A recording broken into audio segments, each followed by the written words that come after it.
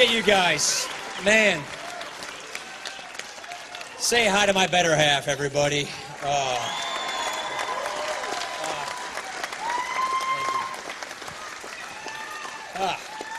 You know, you get a little choked up coming home. I got to say, thank you so much, honey. Thank you so much, Ron Johnson, Reed Ribble. My brother Tobin's here with me. I want to thank all of you. I see Roseanne Kimmel here. I see Betty Majeski. I see so many friends. I see Van right here. We have all worked so hard. Van. See Jim Ladwig here. Becky Clayfish, thank you. You know what they always say? As Racine County goes, so goes Wisconsin. And as Wisconsin goes, so goes America. So Racine, you ready to help us win this thing?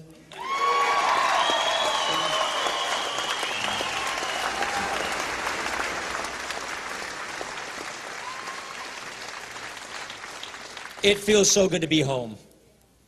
It really does. From here, we go home to Janesville to go trick-or-treating with our kids. And we will go trick-or-treating on the same route we go every year, which is the same route I went on when I was a little guy. That's what's so great about our traditions. And in this state and in this country, we come together for those who are in need. So let's put in our prayers today those people who are in need, who face the damage from Hurricane Sandy. Let's think about those men and women. Let's think about those lives have been lost, their family members, and those who are still dealing with the catastrophe. Let's put them in our prayers. And when we go home, let's think about making a donation to the Red Cross at www.redcross.org. That's what we do in this country. We help out one another. We look out for one another.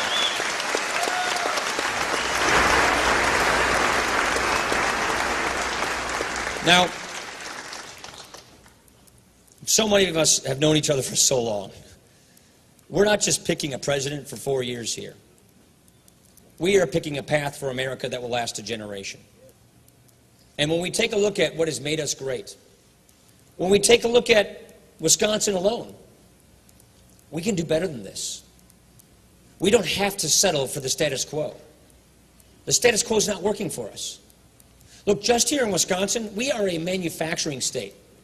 There are more jobs per capita tied to manufacturing in this state than any other state in the country. And we've lost a lot of manufacturing jobs. Heck, right here in southern Wisconsin, we lost 4 auto factories, 2 Delphi plants in Oak Creek. We lost the Kenosha Chrysler engine plant. We lost the Janesville GM plant. Everybody wants a strong and vibrant auto sector. We want a strong manufacturing sector. But today you might have heard that Joe Biden again was at it again. Today he was talking about the government bailout, which they keep touting as an unqualified success story. I tell you what, ask those salaried Delphi workers in Oak Creek if they feel like it was a success story. Ask the Chrysler Kenosha engine people if they think that this was a success story. The facts, they speak for themselves. President Obama took GM and Chrysler into bankruptcy. Taxpayers still stand to lose $25 billion from the president's politically managed bankruptcy. These companies, Chrysler in particular, we know this story, are now choosing to expand manufacturing overseas. These are the facts. Those facts are inconvenient for the president, but no one disputes them. The president and the vice president, the problem is they simply can't defend their record. We have lost 610,000 manufacturing jobs since the president took office alone. 38,000 manufacturing jobs we've lost in America in 2 months, the last 2 months. 10,000 of those jobs came from the auto sector. Here is the good news. In 6 days, we can elect a leader that will bring real reforms for a real recovery, and we can elect Mitt Romney the next president of the United States of America.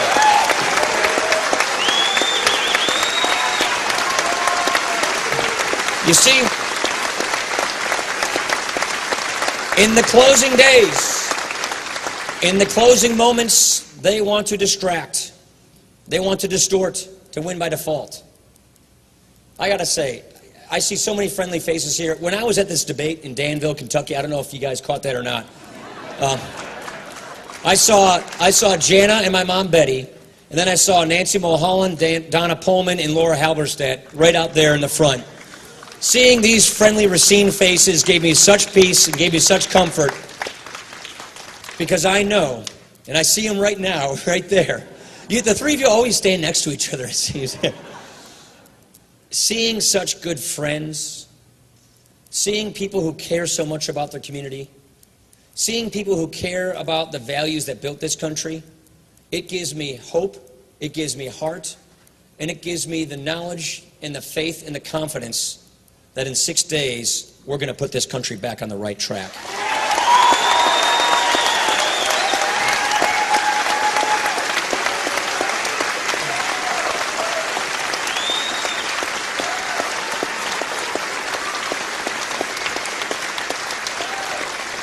Look, we know each other well, and you know that I've always believed, if you think something's broken, then you go fix it. Don't just complain. Don't just tear down the other person. Offer ideas, offer solutions, run at problems. We've got big problems. We know, without a shadow of a doubt, that our path is on the wrong path. We know that people are hurting. We know that there are 23 million Americans struggling to find jobs today in America. We know that 15% of our fellow citizens in this country are living in poverty today. 46 million people are in poverty. That means there are people who used to be in the middle class, who had good paying jobs, who are out there pursuing their American dream on their path to their vision of happiness, who are now back in poverty. We can do better than this. And in order to do better than this, there are two basic things we think the country deserves. Number one, solutions, ideas. How do you fix the problem? Number two, leadership. Leaders that are willing to go and fix this problem. That's exactly what Mitt Romney and I are proposing to do. We are going to run at our country's problems. We're not going to duck our country's problems. And as we do this, this is not rocket science. We know that there are those timeless principles that made America so great and so exceptional in the first place. Liberty, freedom, free enterprise, self-determination. The government, it works for us, the people, and not the other way around. Those are the principles that made this country great. That's who we are.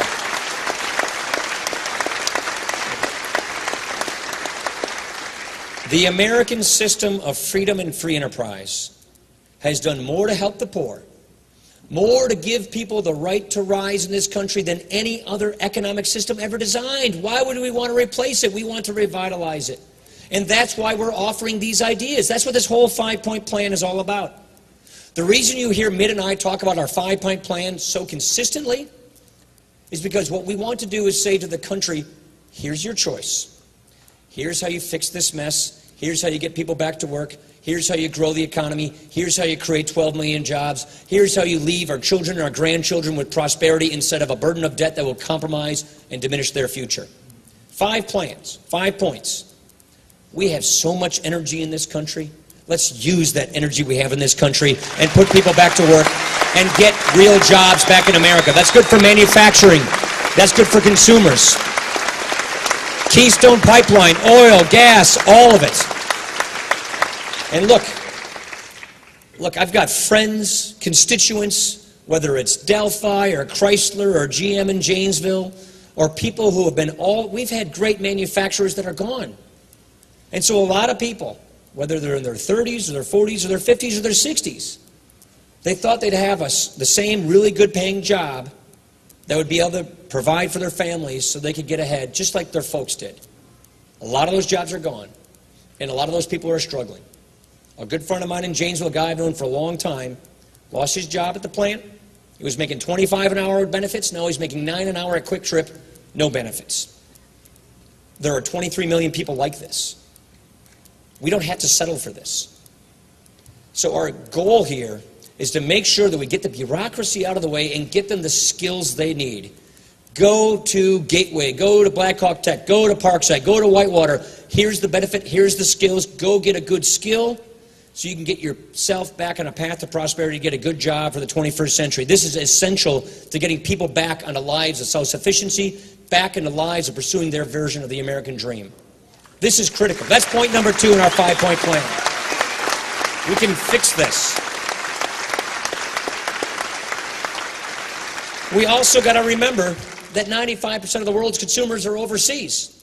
So we got to make more things, build more things, grow more things, and sell them overseas. At the Case plant here in Racine, about 4 out of 10 of those tractors, correct me if I'm wrong, that are rolling off that line, they got to go overseas if we're going to keep that plant running. That means we got to remove those barriers, have countries trade fairly with us, so we can make more things here and sell them overseas. That is actually critical to have good paying manufacturing jobs. Those magnums are the best in the world. We can compete with anybody. And you know I sound like a broken record. I've done over 550 town hall meetings right here in the 1st Congressional District. A lot of you have been to them. I know I sound like a broken record, but we have got to get ahead of this debt crisis. We've got to stop spending money we don't have. We've got to balance this budget. We've got to reform government so that we don't indebt our children to a diminished future. That is critical.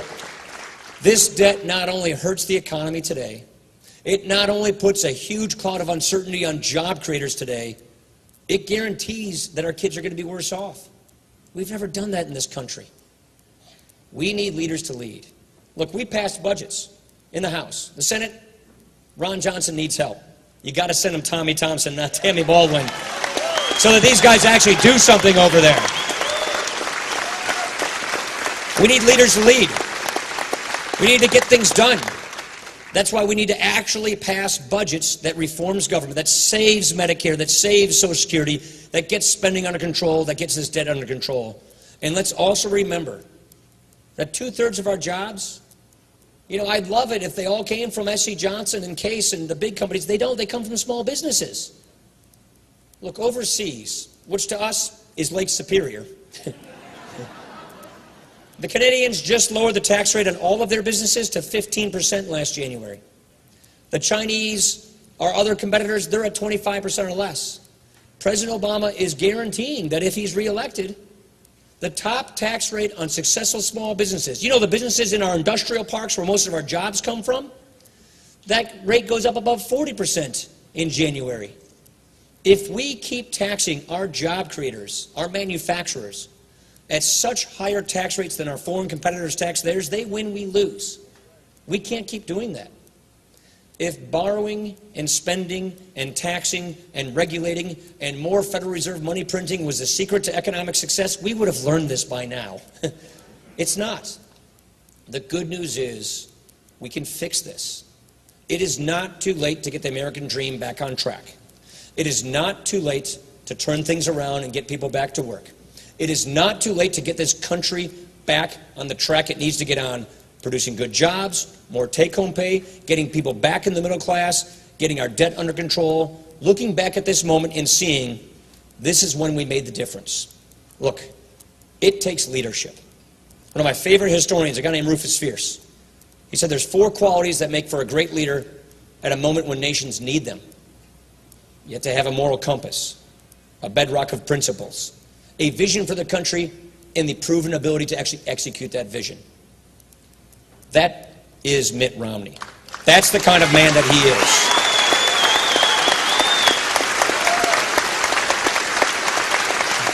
Look, whether it was the bipartisan budget reforms that I've worked with Democrats on, or the bipartisan Medicare reforms that we've pushed out there, or Mitt Romney's record as governor of a Democratic state where he worked with Democrats, 85% of his legislature were Democrats. He worked with them to find common ground without compromising principle. He didn't demonize them. He didn't demagogue them. He worked with them to get things done. He balanced the budget without raising taxes. This is the kind of climate and cooperation and common sense reforms we need in Washington.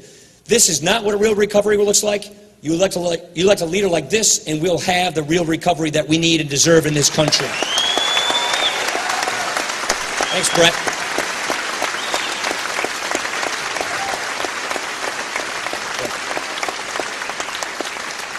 I see Brent, I see Betty, I see Roseanne, I see all these friends.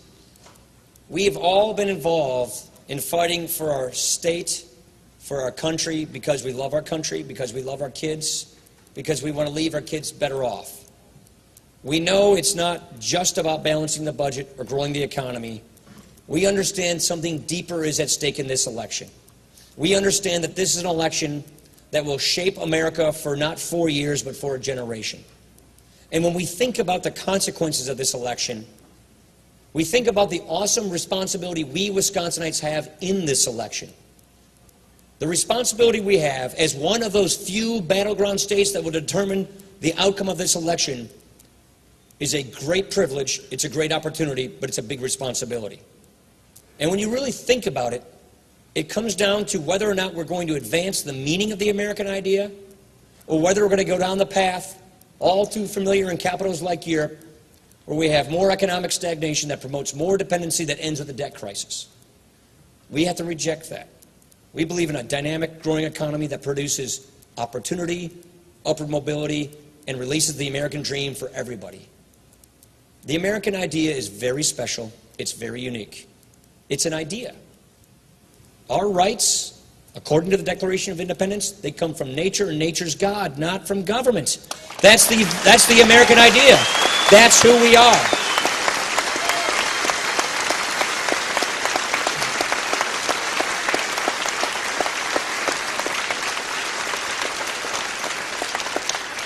I want to thank you all for coming out. Not only do I love seeing the cheesehead here, but guess what? I see this cheesehead everywhere I go. I see cheeseheads in Virginia, in Florida, in North Carolina, in Colorado, in Iowa. Cheesehead nation domination.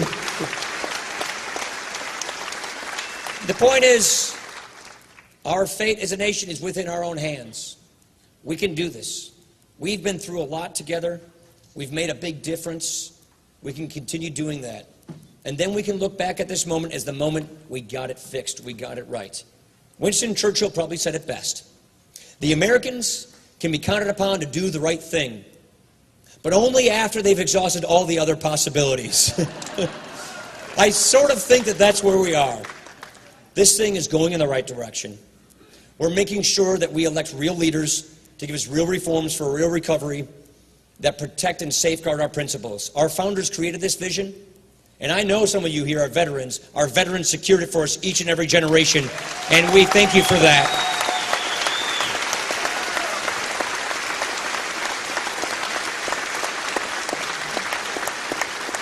Let us honor them. Let us honor our children. Let us honor our fellow citizens. We can vote absentee early by Friday. Let us talk to our friends and our neighbors to get them to realize the significance of this moment. And this is the moment that when we look back at it a week from today on Wednesday morning, we will see that we met this moment as citizens and that we have elected a leader to get this country back on the right track by electing Mitt Romney, the next president of the United States. Thank you so much, you guys. You guys are fantastic. I really appreciate it. We can do this together. Thanks so much, you guys. Appreciate it. Awesome, guys.